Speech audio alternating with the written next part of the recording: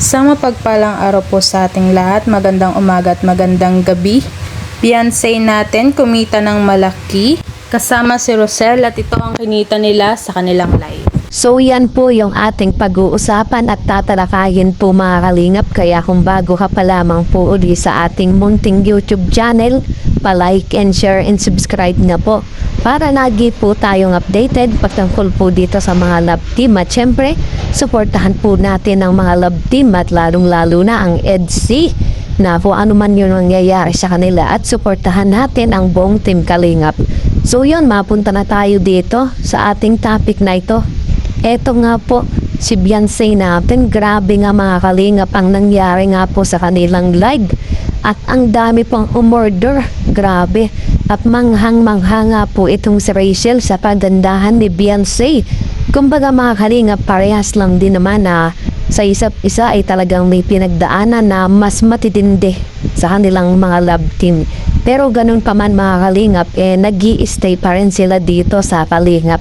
Dahil nakita nila kung gaano yung suporta ni Kalingap Prab sa kanyang mga beneficiary. At dito nga mga Kalingap, talagang tinutulungan pa rin ni Beyonce si Kalingap Prab at ganun din naman si Kalingap Prab na umbaga talagang may utang na loob sila sa isa't isa. Pero mas matindi itong si Beyonce natin mga Kalingap.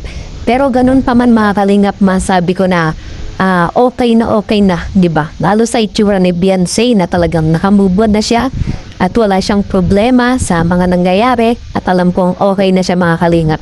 Pero si Papa Eds natin, alam kong masaya na rin siya sa ngayon at nakakapag-focus, di ba? At syempre mga Kalingap, suportado naman nila yung bawat isa.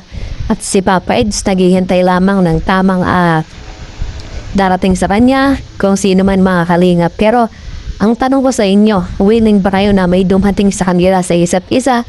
At okay ba yung ating mga viewers na nakasuporta kung ano man po yung mangyari mga Kalingap?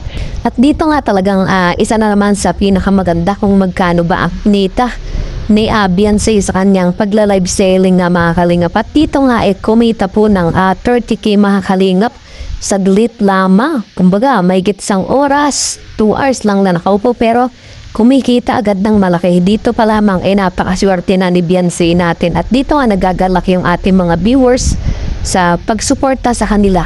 Talagang sinuportahan ng matindi itong si Beyonce natin at hindi pa rin nagbabago yung ating mga viewers. Kumbaga, mahal na mahal pa rin mga Kalingap. At dito, ang masasabi ko na lamang dito ay kay Beyonce natin pag-igihin niya, lalo na sa mga pinatahak niya, di ba? Hindi yung pabago-bago siya ng desisyon, di ba? Mas matindi yung mga darating, lalo na kung pangit yung mga kasalumuhan ni Beyonce, di ba? Kung hindi si Papa Eds mga Kalingap, kumbaga, hindi matino yung dumating kay Beyonce, di ba? Lalo na nasira yung buhay ni Beyonce.